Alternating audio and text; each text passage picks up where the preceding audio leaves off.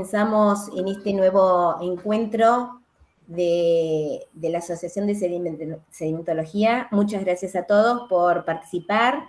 Bueno, como hoy Alfonsina no va a poder estar con nosotros, pero vamos a tratar de hacerlo como ella explica muy bien siempre, un poco que estamos reunidos acá en la asociación, los que trabajamos en sedimentología, fundamentalmente como para promover los conocimientos que tenemos nosotros, los que trabajamos en sedimentología, sobre cada vez estudios nuevos, y es por eso que invitamos ahora a estudiantes que han terminado su doctorado, por ejemplo, gente joven que puede darnos a conocer todos estos nuevos conocimientos.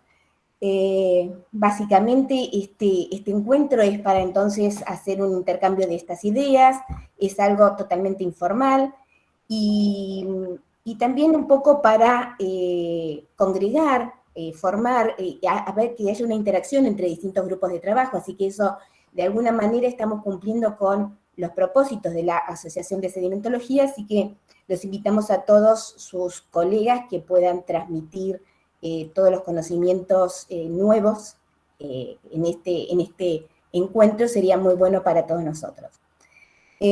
También les recuerdo a los que estamos en este encuentro, básicamente los jóvenes, que tenemos una revista que también es el propósito de la asociación, donde se pueden volcar, materializar todos estos conocimientos en esas publicaciones. Y muchas veces los trabajos de posgrado, esos nuevos conocimientos pueden ser plasmados en estas contribuciones que sirven justamente para conocer y estar al día de lo que hacemos en Argentina y en los países latinoamericanos también sobre sedimentología.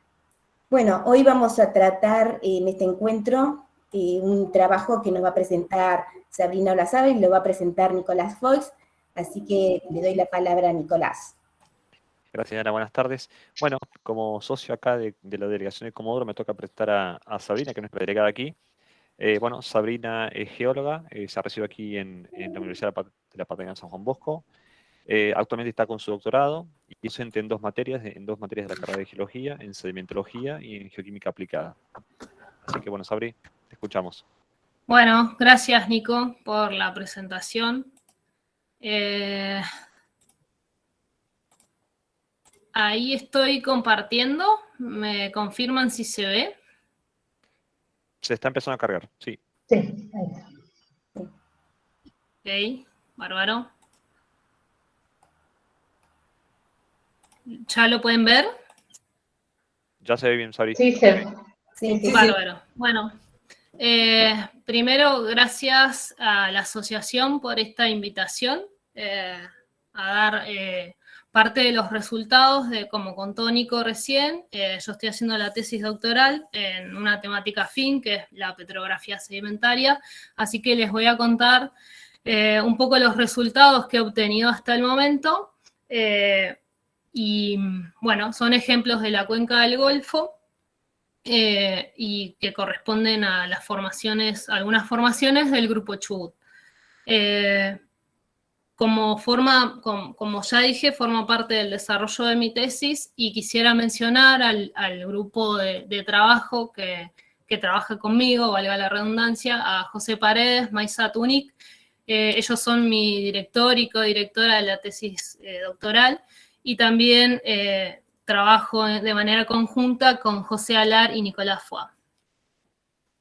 Este es el esquema de la presentación. Primero les voy a mencionar una introducción metodológica a la petrografía sedimentaria, el contexto del grupo Chubut, el contexto geológico del grupo Chubut, y presentaré los casos de estudio que forman parte de las localidades de Cañadón Mata 7 y el Cerro Ballena, y presentar algunas discusiones en base a los resultados de la petrografía sedimentaria obtenida.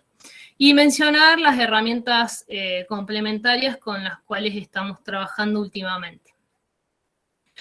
Respecto a la introducción metodológica, antes de comenzar todo el trabajo de la petrografía sedimentaria, es importante realizar el trabajo detallado de campo a partir del levantamiento de los perfiles sedimentarios y conocer todo el contexto de las facies, las asociaciones de facie y los subambientes con los que estamos trabajando, y ir muestreando cada uno de esos subambientes o de esas litofacies, y de la cual se obtienen muestras y de las cuales se pueden trabajar, o por lo menos yo trabajo de esta manera.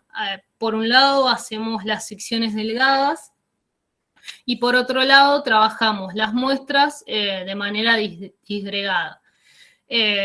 Básicamente esta charla está enfocada a todo el estudio de la petrografía sedimentaria y les voy a ir mostrando algunos complementos con difracción de rayos X y microscopio electrónico de barrido.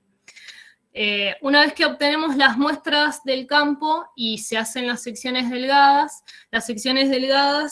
preferentemente deberían estar teñidas con resina epoxi azul para diferenciar los tipos de poros, y para diferenciar se hace como una tinción especial para poder diferenciar los tipos de carbonatos.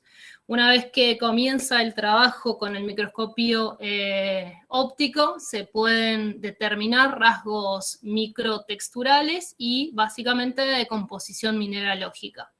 Cada una de esas informaciones nos van a determinar formas y tamaños de los clastos que predominan en las muestras, y con cada una de estas microtexturas y composiciones mineralógicas podemos determinar o inferir las litologías del área fuente, el clima y la meteorización, y a su vez también la localización de estas áreas fuentes que son las que proveen todo el material disponible en los sistemas, y que van a determinar los rasgos de procedencia sedimentaria, y con ellos también el análisis posterior que sufren de diagénesis, ya sea diagénesis química o física. Entonces, en un esquema muy simplificado, tratar de determinar cómo eran las áreas fuentes, la litología del área fuente que me está aportando todo el material que termina conformando los sistemas que estamos analizando. Un breve comentario respecto a la cuantificación de los componentes. Una vez que estamos trabajando con el microscopio óptico, lo que se hace es una cuantificación de todos los componentes que se encuentran en las secciones delgadas, ya sean componentes granulares, como cuarzos, felespatos y líticos, y todos los componentes intergranulares, todo el material más fino que conforma la muestra, ya sea tipos de cementos, matrices o los poros también. Un detalle de los componentes granulares. Cada uno de estos componentes granulares nos va a dar información de las áreas fuentes, de las áreas fuentes que se están erosionando. Entonces, depende de los objetivos de trabajo que tengan cada uno, se pueden hacer diferentes tipos de órdenes de conteo, teniendo en cuenta los objetivos de trabajo. Yo trabajo con un orden de conteo 3, en el que se trata de determinar la mayor cantidad de características para cada uno de estos componentes, y por ejemplo determinamos cuarzos, y los cuarzos se pueden diferenciar en cuarzos monocristalinos, como en el ejemplo que se ve acá, estos dos ejemplos, determinar si el cuarzo tiene extinción flash o extinción recta, o si el tipo de cuarzo es mono o policristalino. Cada uno de estos tipos nos va a dar, como dije anteriormente, información de cómo era la fuente. Lo mismo se puede hacer con los felespatos. Los felespatos se pueden diferenciar en felespatos alcalinos o en plagioclasas, de acuerdo a sus características predominantes. A su vez se puede ir diferenciando si los felespatos están alterados o están limpios, como en este caso hay una plagioclasa que se encuentra, está como muy limpia, y en este caso felespatos que pueden estar alterados parcialmente, como se ve acá, o obliterados totalmente por algún tipo de cementación o alteración. Y otra información muy importante surge a partir de la interpretación y el reconocimiento de diferentes tipos de líticos, ya sean líticos volcánicos, ácidos, piroclásticos, vítreos, plutónicos o metamórficos. La diferencia entre ellos básicamente es tratar de inferir o determinar sus características texturales. Como ven en este ejemplo, los líticos básicos tienen estas texturas tipo lathwork o microlíticas, cuando los microcristalitos de plagioclasa se encuentran orientados o desorientados en una pasta. Líticos volcánicos ácidos, también clastos más grandes, como flotando en una pasta más felsítica o vítrea en algunos casos. Los líticos piroclásticos, que se encuentran conformados por trizas o fragmentos pumicios. Líticos vítreos, cuando se reconocen estas texturas de desvitrificación. Líticos plutónicos, donde se alcanzan a reconocer los componentes principales de las rocas ígneas, como pueden ser los cuarzos o las plagioclasas o micas, y muchas veces se reconocen rasgos de texturas especiales en cada uno de estos fragmentos líticos. Y otro de los fragmentos que pueden aparecer son los fragmentos metamórficos, que pueden aparecer con diferentes tipos de grados. Los ejemplos que yo puse acá son de grados metamórficos elevados, porque se observan bien el desarrollo de cada uno de sus fragmentos.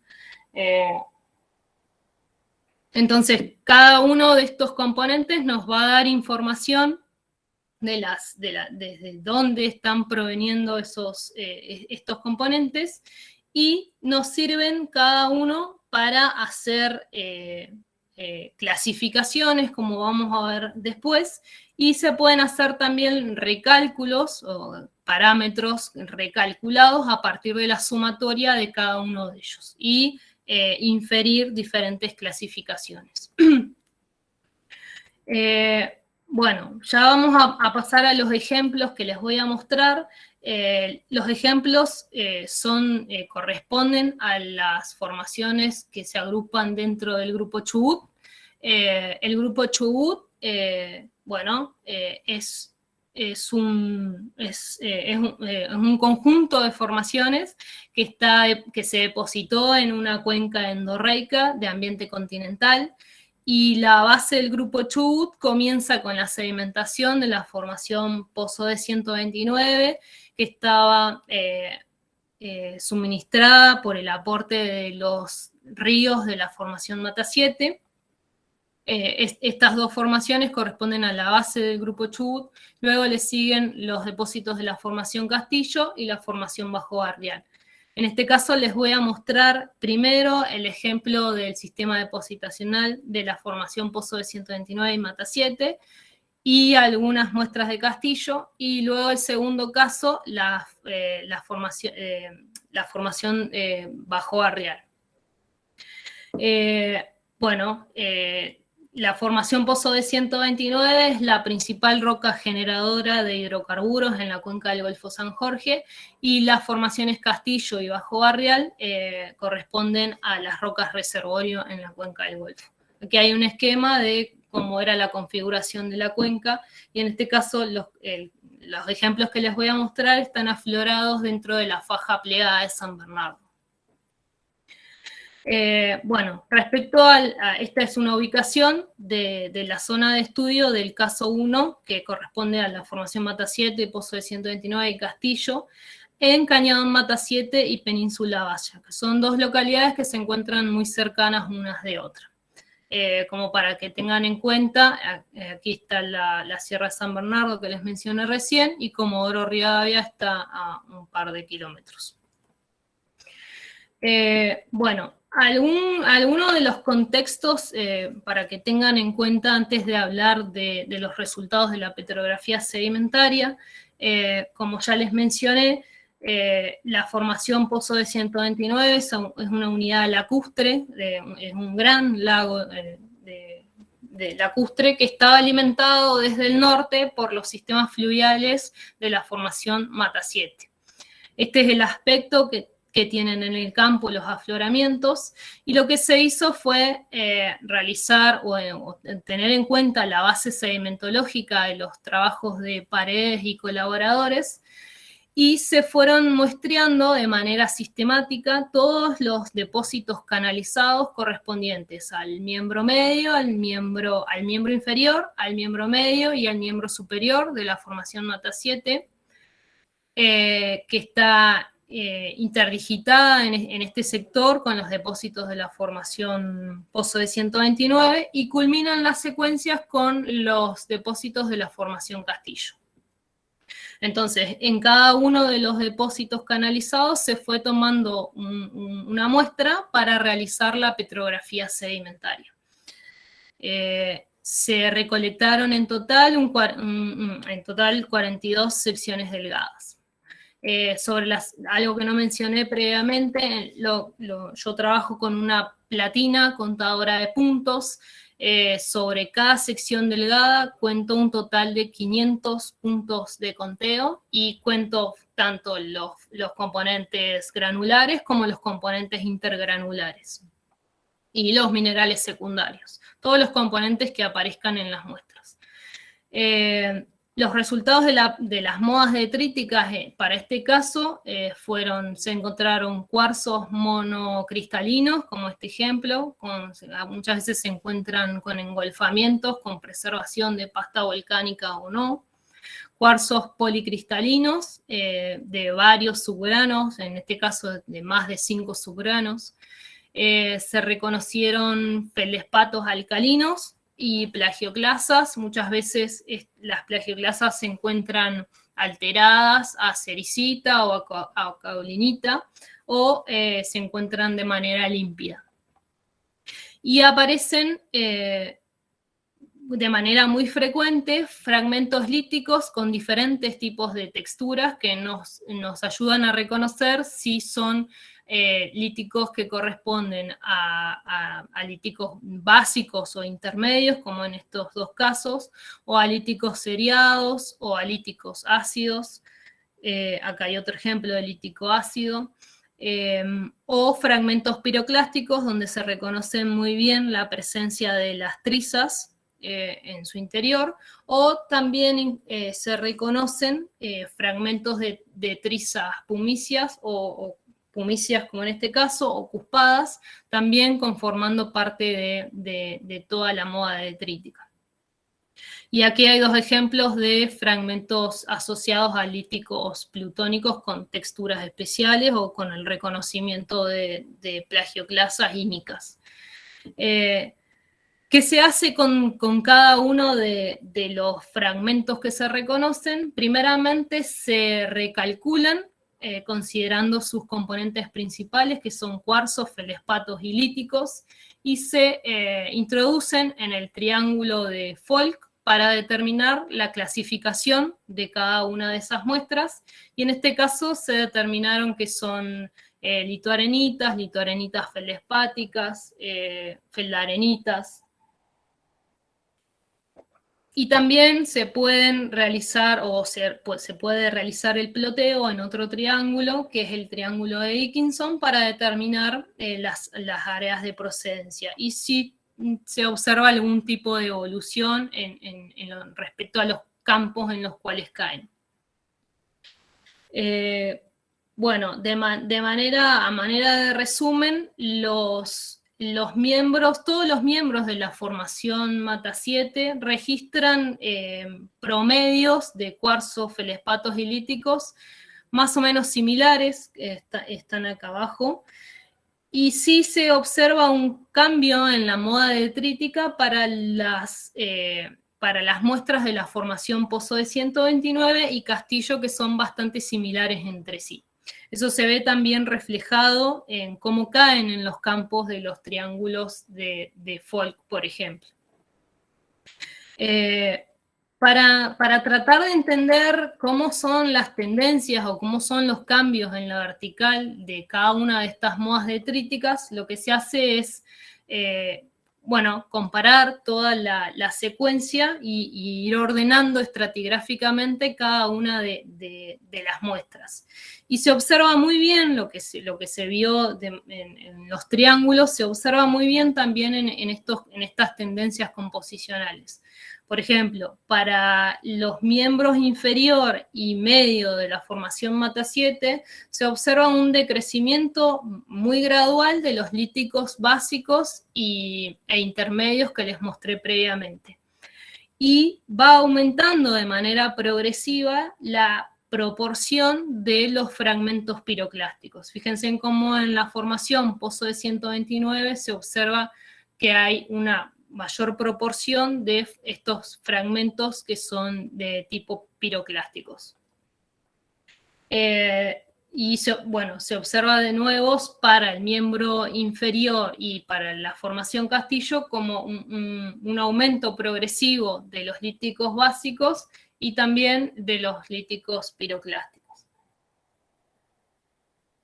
Eso con respecto a los fragmentos líticos. También se hizo de manera similar y en orden estratigráfico para ver las tendencias con respecto a todos los cementos que aparecen en las muestras y a la porosidad. Lo que se ve es que en la base de la secuencia se observan cementos de tipo laumontita y luego cambian a cementos de analcima. En general, los cementos arcillosos se mantienen de manera similar, y sí es importante la cementación de cementos carbonáticos. Y en muchos casos, cuando hay mucha proporción de cementación de cualquier tipo, la porosidad visual disminuye notablemente. Acá hay algunos ejemplos de todos estos cementos que se han reconocido. El cemento de zeolitas de tipo laumontitas, que se ven bien con las maclas y su gris característico.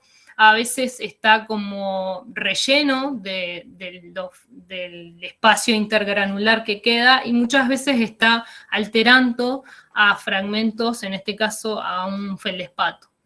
También aparece analcima, que cuando tiene varios espacios porales donde crecer, se desarrolla una forma bien euedral, quedando la forma bien característica del analcima y su relación con los poros. Acá hay una fotografía al SEM de cómo se ve la zeolita tipo laumontita, y en este caso cómo se ve la analcima. Se ve bien siempre creciendo sobre los poros, y en este caso de acá abajo se ve su relación con los componentes piroclásticos, que en general siempre se reconoce los fragmentos piroclásticos, ya sean trizas o pomes, alterados totalmente a las zeolitas. Y en este caso, bueno, se ve en la fotografía con el microscopio óptico, y se encontró una muy similar en el SEM. Después aparecen en unos muy buenos desarrollos de crecimiento secundarios. En este caso se dan sobre todo para la formación Pozo de 129, en el que se ve bien el desarrollo del crecimiento secundario a partir del borde del clasto original. Cementos carbonáticos son siempre muy comunes en todas estas muestras, y los cementos arcillosos, que se reconocen cloritas, esmectitas y caolinitas.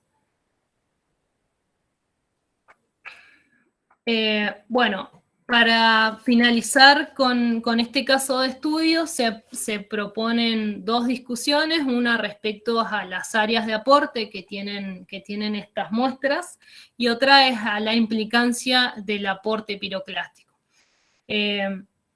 Respecto a las áreas de aporte, se tuvo en cuenta los corredores sedimentarios que fueron planteados por Alar y colaboradores, y Paredes y colaboradores, y Figar y García, en los que a partir de la medición de los datos de paleocorrientes, estiman corredores sedimentarios.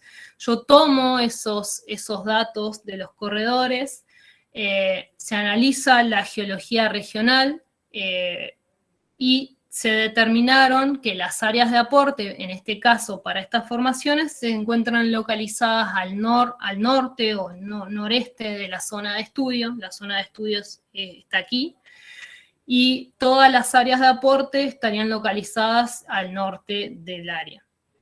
Y corresponden con el basamento paleozoico ígneo metamórfico, que corresponde al puesto La Potranca, y al granito catrileo. Yo no puse fotografías acá por una cuestión de tiempo, pero lo que hice fue ir a muestrear algunos depósitos de estos afloramientos, y les hice secciones delgadas y comparé cómo era la petrografía del área fuente en sí con los clastos que yo veía, y la correspondencia, la verdad que funciona muy bien. Eso lo hice de manera complementaria, como para corroborar si los afloramientos, los rasgos texturales que mostraban estos afloramientos se parecían a los clastos que yo reconocía en las arenas más abajo, en las areniscas de más abajo. Y bueno, un componente también que es muy importante en todas las muestras que yo trabajo es que está asociado al volcanismo del arco andino, que funcionaba de manera contemporánea con la sedimentación. Bueno, eso es respecto a las áreas de aporte. Y otra discusión fue el impacto que posee o el input que produce en los depósitos en estos canales, el input de los fragmentos piroclásticos. Lo que se hizo fue comparar con el trabajo de base de Paredes y colaboradores del 2017, donde ellos midieron las relaciones de ancho y potencia de cada uno de los canales, y lo que resultó fue interesante porque se fueron comparando con el porcentaje de los fragmentos piroclásticos, y se observó una correspondencia en este sentido, que los canales con geometrías en manto poseen altos contenidos en líticos piroclásticos, y los canales con geometrías en cinta poseen bajas proporciones de componentes piroclásticos. Entonces hay una corroboración bastante importante entre cada uno de esos parámetros. Bueno, ese sería el caso 1. Bueno, algunas consideraciones finales de las modas detríticas reflejan la procedencia de diferentes áreas fuentes, con escasa participación de fragmentos metamórficos, plutónicos y sedimentarios. Hay un incremento de constituyentes piroclásticos, ya sean fragmentos pumicios o trizas vítreas, que están asociadas a la actividad contemporánea del arco andino. Y se observa que estos cambios ocurren de manera gradual para la formación Mata 7, pero muy abrupta para la formación Pozo de 129 y Castillo. Bueno, lo que les mencioné recién del impacto del input de los fragmentos piroclásticos sobre los canales, y mencionar la importancia de la petrografía sedimentaria para desentrañar las sutiles influencias del volcanismo que muchas veces en el campo quizás no son bien registradas. Y sí se pueden determinar a partir de la petrografía y del estudio con los cortes delgados. Bueno, pasando al caso de estudio 2, en este caso les voy a mostrar algunos resultados que hemos trabajado de la formación bajo barrial que afloran en el Cerro Ballena, que está en este sitio, muy cerca de la localidad de Las Heras, en la provincia de Santa Cruz. Bueno, a manera de contextualizar, la formación bajo barrial en el Cerro Ballena, bueno, expone dos secciones características, una sección A que está caracterizada por contener limo-arcilitas grises y canales pequeños en su núcleo, y una sección B con presencia de canales con mayor extensión y también separados por planicies de inundación de composición limo-arcilita. Cada una de estas secciones está separada por un estrato que es muy característico, que se reconoce en el campo por su extensión lateral. Es un estrato de color blanquecino y que Paredes y colaboradores en su trabajo del 2018 lo denominan marker bed. Entonces, en este caso se levantaron 3 perfiles sedimentarios en este afloramiento y se recolectaron también muestras sobre los canales para hacer el estudio de la caracterización de las moas detríticas y tratar de vincular esa composición con la presencia sedimentaria. Aquí hay un panel con la estratigrafía, este panel está sacado del trabajo de Paredes, en el que se ven, bueno, cómo están la sección A, las fajas de canales están más aisladas y son de pequeña escala, la posición del marker bed que separa ambas secciones, y la sección B con las fajas de canales que poseen mayor extensión y poseen alta conectividad.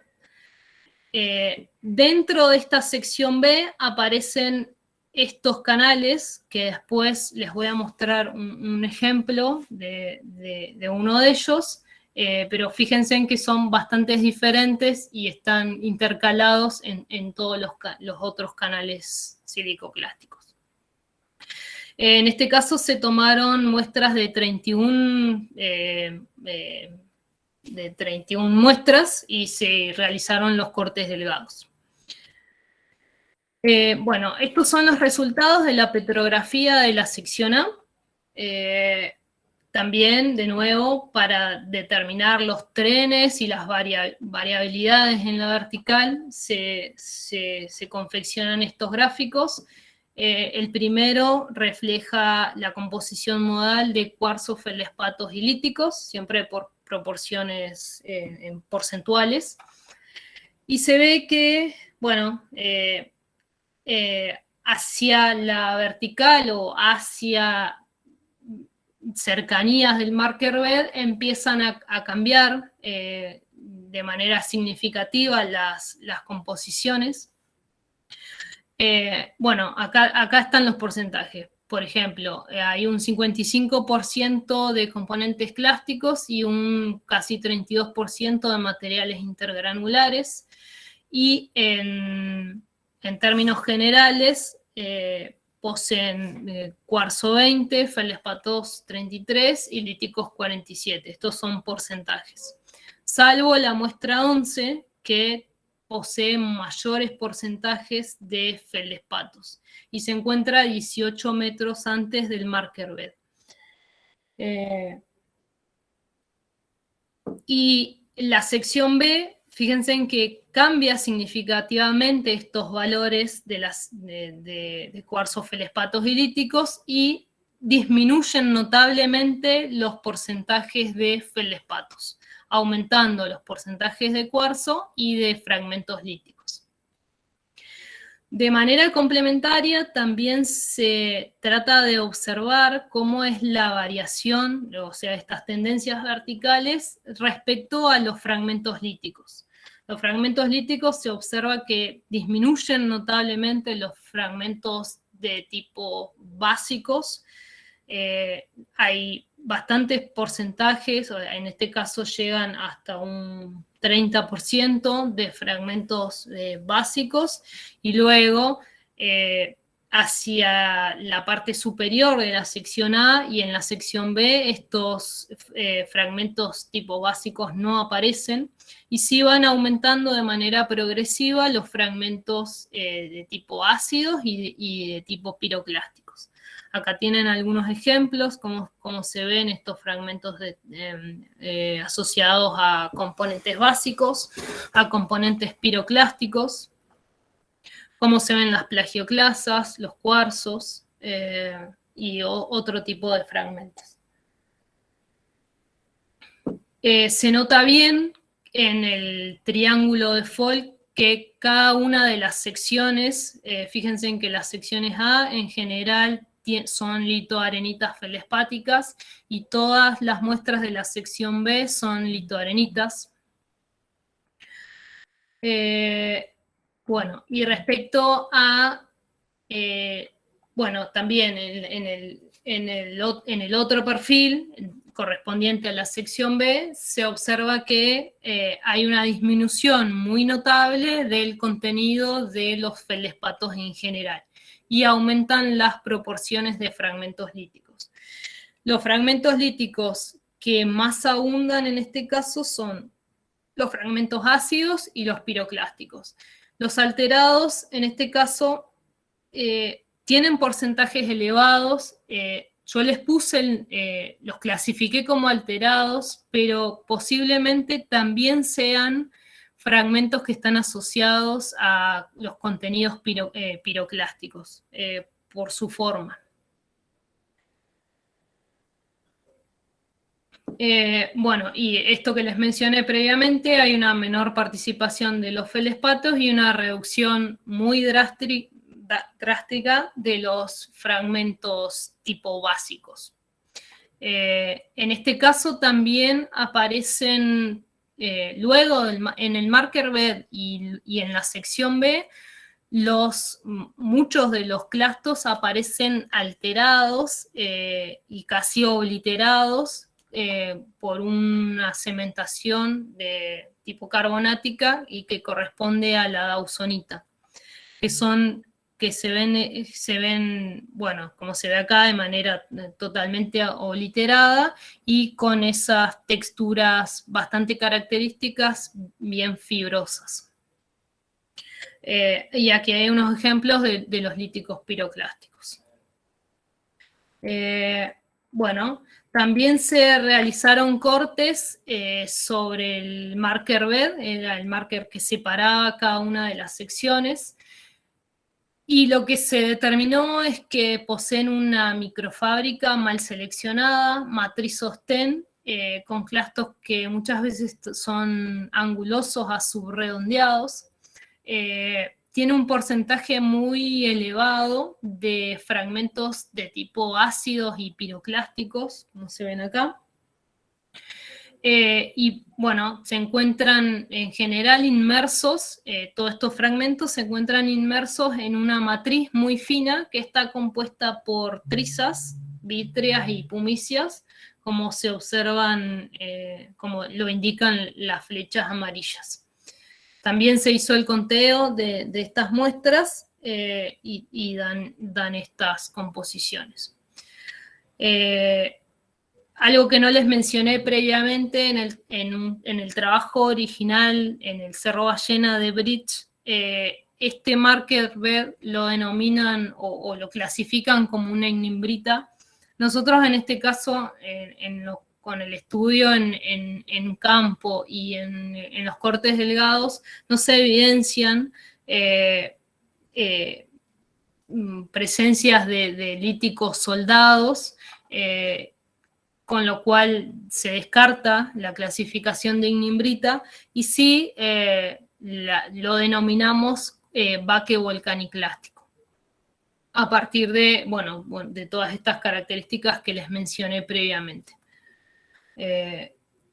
Tienen muchos contenidos piroclásticos. Bueno, una pequeña mención de los tipos de cementos reconocidos en estas muestras. Se reconocieron cementos carbonáticos. Las muestras estaban teñidas con rojo de alizarina para poder diferenciar calcita de dolomita. En este caso, todo lo que queda coloreado, de color rosado, corresponde a la calcita, y lo que no se tiñe es dolomita. Entonces, fácilmente reconocible los dos tipos de carbonatos. Además, aparece la dausonita, que también se las mencioné previamente. Aparecen cementos silícicos, como los que se ven acá. Son bastante difíciles de ver, me costaron bastante estos silícicos. Hay cementos arcillosos y óxidos de hierro, que aparecen como RIM o como relleno intergranular en el espacio que queda. Bueno, de manera complementaria a los cortes delgados, las muestras se analizaron mediante microscopio electrónico de barrido para reconocer o terminar de corroborar cada uno de estos cementos, y se reconocieron, bueno, interestratificados, hilita esmetita o esmetitas con su forma en panal de abeja bien característica, o la forma bien desarrollada de tipo libritos de kaolinita. Entonces, cada uno de los cementos fue corroborado mediante microscopio electrónico de barrido, y se observan también cómo van recubriendo cada uno de los clastos.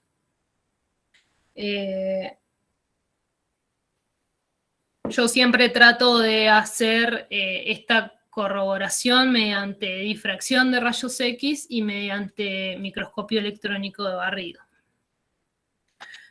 También, a manera complementaria, algunas de las muestras se analizaron mediante difracción de rayos X, obteniéndose resultados como interestratificados hilita esmetita o esmetitas. También aparecen kaolinitas. Esto respecto a la sección A. Y la sección B en general solamente tiene cementos de tipo kaolinita. Estas variaciones de las arcillas para ambas secciones también fue un resultado concordante con las muestras que se analizaron de arcillas para las planicies de inundación.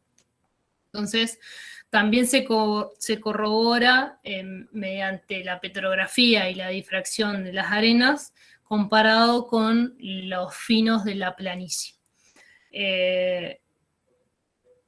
Como se ve acá, en este caso, esto es una imagen tomada del trabajo de Paredes, en las que se ve bien las variaciones para ambas secciones. Por ejemplo, para la sección A, cómo va cambiando de esmectita, o puede aparecer hilita esmectita, y va apareciendo hacia la parte superior, y hacia la sección B la presencia de kaolinita, de manera como aparecía también con la difracción.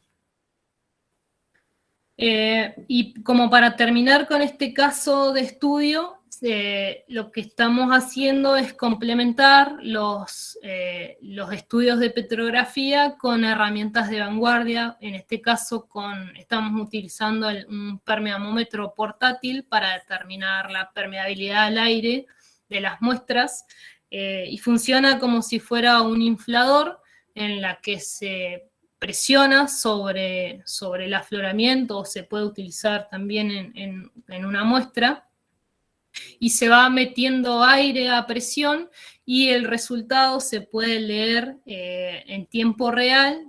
Lo que se va leyendo es una curva de admisión y declinación de la presión de aire.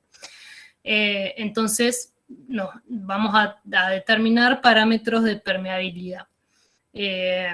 Lo que se puede ver rápidamente, y acá les puse un ejemplo, si el dato se toma de manera errónea, si por ejemplo se despega esta puntita que tiene que quedar sobre la roca y se despega, se pierde aire, el dato va a ser erróneo y las curvas generan patrones extraños, entonces ese dato que es erróneo, directamente en el momento lo podemos desestimar y volver a tomar el dato. Las curvas correctas deberían quedar con este estilo. Entonces, lo que hicimos fue comparar, recuerden que yo les dije que se observaban en todos los casos las porosidades visuales. Las porosidades visuales pueden ser porosidades primarias o secundarias. En este caso, en las muestras de la formación bajo barrial, predominan las porosidades secundarias que van generando como pequeños canalcitos que están conectados unos con otros, y lo que hice fue, graficar en este gráfico las porosidades visuales, los cementos, y comparar cada una de esas muestras con los datos de permeabilidad al aire, tomados con el permeamómetro. Entonces, por ejemplo, les voy a ir mostrando algunos casos muy puntuales. Por ejemplo, la muestra S10, que tiene una porosidad relativamente alta, que llegará al 19%, tiene un porcentaje bastante elevado de cementos y un porcentaje muy, muy elevado de permeabilidad en milidarcy. Estos son datos de milidarcy. En este caso, entonces resultaba como extraño de por qué daba tan relativamente más alto que otros datos de otras muestras. Entonces, lo que se corroboró es que en este caso la muestra estaba, toda la porosidad visual secundaria por fracturamiento estaba conectada en la muestra. Y esto es lo que genera que el aumento de la, o da como resultado un aumento en la permeabilidad de la muestra. Esto es gracias a que cada uno de los poros está conectados unos con otros. Acá, en estas dos fotografías muestran una partecita del corte, pero siguiendo todo el corte se podía ir siguiendo todos esos canalcitos de microfracturas. Estas fracturas están asociadas a disoluciones de los cementos de tipo RIM. Por eso es que generan todas las conexiones. Otra muestra que también da un porcentaje bastante elevado es esta, la S5, que da un porcentaje bastante elevado respecto a la permeabilidad al aire. También se observaba que las fracturas, en este caso las fracturas estaban dadas por los fragmentos más frágiles como los cuarzos y los feldespatos, que generaban fracturamientos secundarios y estaban conectadas. Por eso aumentaba la permeabilidad. Y en este caso, por ejemplo, la S3, que acá tienen una foto a nicoles cruzados y a nicoles paralelos, la S3 está en esta posición. Fíjense en que tiene, a pesar de tener una buena porosidad, o que supera el 10% de porosidad visual, tiene mucho porcentaje de cemento. Fíjense en que acá supera casi un 50% del porcentaje de cementos. Entonces, en este caso se podía corroborar que, a pesar de que tenía bastante porosidad visual, tenía mucho contenido de cementos. Y en este caso aparecía el cemento de dawsonita, que en general oblitera de manera parcial y muchas veces total a todas las muestras. Y acá tienen otro caso. Pero bueno, esto estaba bueno porque se iba como corroborando si tenía mucha porosidad o mucho cemento y si iba disminuyendo o no la permeabilidad. Acá hay otros ejemplos, por ejemplo la 18, esta también daba porcentaje bastante elevado de permeabilidad, pero en este caso tenía mucha presencia de cementos, a pesar de que los poros parecieran conectados, tenía mucho cemento.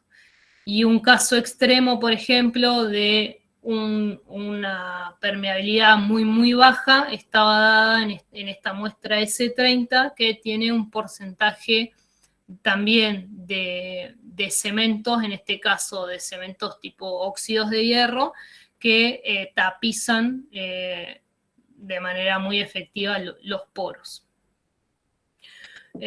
Bueno. Y como para ir terminando, lo que se hizo, recuerdan que en el panel del inicio yo les dije que en la sección B, entre los canales silicoclásticos, aparecían grandes cuerpos que en campo tenían diferencias significativas con el resto de los canales. Eran canales que correspondían a flujos densos o hiperconcentrados, y tenían una coloración muy blanquecina que llamativamente eran muy diferentes al resto de los canales. Lo que se hizo es, se realizó también el estudio petrográfico de estos cuerpos, y resultó bastante interesante la diferencia que existe con el resto de los canales silicoclásticos.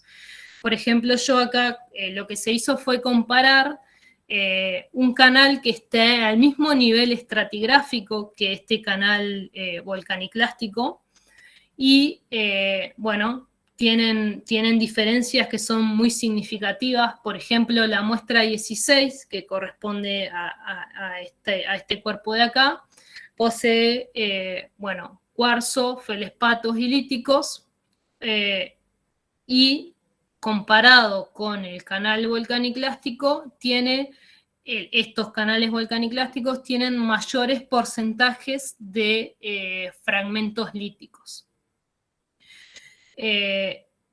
Esto respecto a las modas detríticas. Respecto a las porosidades o a sus propiedades petrofísicas, también son muy diferentes, ya que, por ejemplo, el canal silicoclástico posee una porosidad visual de 4,2, es bastante baja, y la porosidad visual del canal volcaniclástico aumenta significativamente y supera un 30%. Estas son las fotografías. Esta es como se ve este canal volcaniclástico. Fíjense en que la porosidad visual se ve muy bien en la fotografía, y en este caso está dada por disolución de los cementos, pero principalmente de los fragmentos líticos neovolcánicos que están asociados a trizas o pomes. Y también se hizo la medición de la permeabilidad, y en este caso también aumenta de manera significativa. Fíjense en las comparaciones. En este caso el S16 daba 2,4, y la permeabilidad para el canal volcaniclástico aumentó a 78,2 milidarcy. Entonces, dos canales que estratigráficamente están en la misma posición y alejados una distancia que no es mucha, son 150 metros, cambian sus propiedades petrográficas y petrofísicas de manera significativa. Bueno, algunas consideraciones finales para este caso de estudio. Para la sección A se infirió un aporte vinculado a la erosión de paleorrelieves de edad jurásica, bueno, con componentes ígneos de composición intermedia básica asociados a la formación bajo pobre, y un aumento considerable de los componentes ácidos y piroclásticos para la sección B, y esto está asociado a este input de los fragmentos neovolcánicos vinculados al material piroclástico, producto de la caída primaria o también del retrabajo de los depósitos volcaniclásticos. Y bueno, respecto a las características del market bed, se evidencian condiciones también de retrabajo de muchos materiales piroclásticos a partir de flujos de detritos o de barros que poseen mucha carga sedimentaria y mucha carga de estos fragmentos piroclásticos. Bueno, eso sería todo para los dos casos de estudio. Si tienen alguna consulta respecto a la metodología o a alguno de los resultados, quedo a disposición. Bueno, Sabrina, muchas gracias. Excelente tu trabajo, me encantó conocer mucho, se nota que hay mucho trabajo de detalle con los cortes delgados y las fotografías de petrografía están muy buenas. Y me encantó esto que nos mostraste de la herramienta de vanguardia, el permeamómetro portátil, está muy bueno. Sí, la verdad que hemos encontrado resultados muy buenos.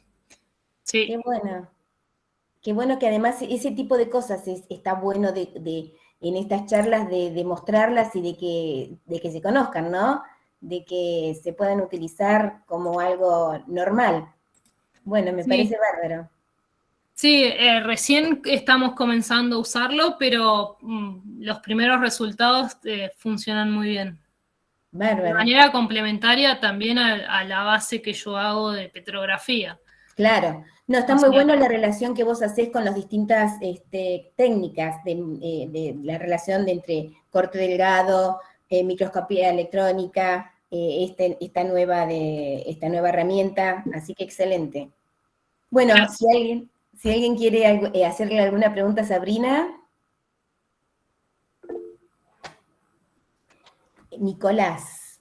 Sí, Sabri, una consulta. ¿Tuviste oportunidad de chequear o, digamos, contrastar litofacies, por ejemplo, dentro de un mismo canal o un subambiente? Es decir, bueno, ¿cómo es la petrografía respecto de una artesa con respecto al bardón? Ese tipo de vínculo. Yo sé que, digamos, por canal es una muestra seguramente, pero quizá, digamos, de rocas cercanas, ¿has podido comparar ese matching? Sí, lo tengo en mente. No, por ahora no, en el trabajo de tesis es una muestra por canal. Por canal, claro. Pero yo creo que sí, por litofacie sería muy interesante porque, bueno, deben dar cosas diferentes petrográficamente, considerando los contextos de condiciones de hidráulica. Sobre todo para la formación Castillo, que tiene mucha ceniza, los flujos poco diluidos deben tener más proporción de neovolcánicos, ese tipo de cosas se tienen que ver bien, se me ocurre. Sí, sí, sí. Sí, eso estaría muy bueno. Siempre lo tuve en mente, pero bueno, por ahora no, es uno por cuerpo. Para después la tesis, entonces. Sí. Gracias. Gracias, Sabrina. ¿Y Marianela? Hola, Sabrina. Re interesante el trabajo y se nota la cantidad de laburo que hiciste. Me parece re completo. Lo que me llamó la atención es los cementos que mostraste de Analcima en la primera sección, de Analcima y de la Humontita. Sí. Te quería consultar si por casualidad lo pudiste vincular a las composiciones de las areniscas que analizaste, si viste algo, digamos, que pudiera estar vinculado a la presencia de uno o de otro, porque entiendo que la Humontita estaba más arriba, la Analcima estaba más arriba y Sí. la Laurila estaba más abajo. Sí. Sí, siempre están vinculados con el material piroclástico. Siempre se ven las trizas o los pomes y se alteran primeramente a las zeolitas. Ese sería como el material parental para el desarrollo de las zeolitas. Y después sí veo primero la humontita, después hay como unos interestratificados o están como cruzados y después en la parte superior solamente analcima. Ajá. Y respecto de las composiciones de los pomes, entonces, o sea, del material volcaniclástico en general, ¿hay alguna variación? ¿Vos podés ver alguna variación, no sé, composicional o textural o algo? Más bien apuntando desde lo que yo conozco, nada más, a que sean más, por ejemplo, vos dijiste que en la parte inferior, digamos, de la sección que analizaste, dominaban más los componentes básicos en los fragmentos líticos y arriba los componentes más necesitísimos. Sí, pero ese era para el caso de bajo barrial. Para el caso donde se ve primero la omontita y después analcima, eso es para la formación Mata 7, era la otra localidad. Bien. Yo creo que tienen más componentes, esos componentes neovolcánicos, más bien ácidos. Ah, ok. Sí. Okay. Bueno, eso nada más. Muchas gracias. Acá Maisa aclara, y aparte los líticos básicos, ay, se me fue. Claro, Maisa, son paleovolcánicos. Claro. Los líticos básicos son paleovolcánicos, entonces no están vinculados con la actividad, digamos, que da lugar después a las trizas y eso. Pero nada, como para complementar lo que dijo Sabrina, que estoy completamente de acuerdo. Se entendió perfecto. Muchísimas gracias. Gracias. Bueno, ¿alguna otra pregunta para Sabrina? A sacarse las dudas ahora, porque estuvo muy buena tu presentación. Y además muchas herramientas que te ayudan a tener una interpretación bastante certera, digamos, porque cuanto más herramientas tengamos como para llegar a una interpretación está muy bueno, ¿no? Sí, los cementos del segundo caso que mostré de bajo barrial me costaron un montón porque no les veía propiedades ópticas. Yo después determiné que eran silícicos, pero al principio cuando los veía no tenían propiedades ópticas, como las zeolitas o las arcillas que, bueno, uno dice, bueno, puede ser esto. Sí. Lo que hice fue meterlas al SEM y ahí empecé a ver todos los cuarzos microcristalinos. No sé si lo mostré en alguna foto, pero son como microcuarzos muy pequeñitos y me resulta extraño no ver las zeolitas. Que yo creo que están como muy camufladas con el microcuarzo y yo creo que están, pero no cuando tuve oportunidad, porque fui a un microscopio electrónico de barrido que se puede pinchar, Sí. le da la composición. Eso, con EDS. Claro, justo cuando vi una sospecha de un dodecaedro, que es la forma que tienen las analcimas, Sí. Quisimos pinchar y no daba. Entonces no pude determinar la composición química como para decir, bueno, es una analcima. Pero yo creo que tiene que estar, que tienen que haber, porque los trabajos de Limarino y de otros autores que hay sobre bajo barrial aparecen zeolitas. Yo no las veo claramente, no sé por qué no las veo claramente, pero creo que pueden estar, que las puedo llegar a reconocer con otro tipo de escala como el SEM. A lo mejor, se me ocurre pensar, porque a mí me pasa también lo mismo, que a veces, pero mis muestras como son del actual, por ahí se mueven un poquito porque, o tienen un poquito de humedad, y por ahí se mueven. Y lo que me ayuda a veces es hacer un paneo con EDS. Entonces te sale cada elemento, dónde está ubicado. Claro. Y a lo mejor eso te puede ayudar. Ah, bueno, voy a probar. Sí, porque yo creo que tienen que estar. Tienen que estar y sospecho de algunas formas que no son microcuarzos. Claro. Y tienen más pinta de analcima, pero no lo pude corroborar. Por eso no es que no lo puse ahora. Claro, la próxima exposición nos contás. Sí. Bueno, excelente. Bueno, ¿alguna duda o alguna pregunta, alguna consulta? A los geólogos que están más con estas nuevas técnicas que nos mostró Sabrina, que están muy buenas también. No hay nada. Bueno, Sabrina, muy buena tu presentación. Nos mostraste muchas cosas, muchas interpretaciones, cosas nuevas. Así que es un poco la idea de estas charlas, que nos juntemos. Acá Eduardo Patricia Herrera te dice felicitaciones, excelente exposición. Gracias. Un poco es esto, para esto, estas charlas, de juntarnos, de ver que por ahí a lo mejor en cosas muy dispares tenemos algún punto en común.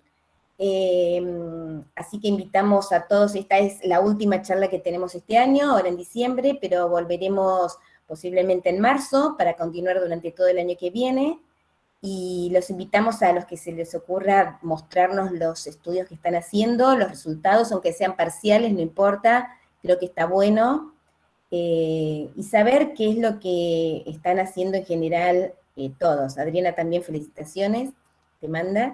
Gracias. Y aprovechemos un poco esto de la virtualidad como para no tener que viajar y juntarnos en un lugar determinado y conocer lo que están haciendo en todo el país. Eso me parece excelente, aprovechar algo positivo que nos dejó la pandemia. Sí, bueno, sobre todo destacar que las dos charlas han sido una muy buena calidad y la verdad que vale la pena hacer este tipo de sí, encuentros. totalmente. No tomamos un cafecito, es como un café en realidad, no lo tomamos Claro. en conjunto, pero bueno, cada uno en su casa escuchando los resultados de las investigaciones, que están muy buenos. Bueno, acá te mandan muchas felicitaciones. Gracias. Así que, Sí, bueno, cualquier cosa, si tienen alguna duda o me contactan por mail o nos juntamos. perfecto, perfecto. Cualquier duda te contactan por mail. Y nosotros como asociación, bueno, invitarlos nuevamente a participar. La idea nuestra, como ya dije antes, es reunirnos para dar a conocer todo esto, tener un espacio, y además de la revista, por ahí algo previo es estas charlas de estos encuentros una vez por mes para saber qué estamos haciendo en el país. Bueno, les agradezco a todos por haber participado en este segundo encuentro. Les deseo unas felices fiestas, buenas vacaciones, descanso, y volvemos a encontrarnos el año que viene con muchas ganas de mostrar todo lo que estamos aprendiendo y conociendo de la sedimentología. Bueno, gente, muchas gracias a todos. Muchas gracias. Adiós. Muchas gracias. Saludos. Chao, hasta luego. Chao, gracias.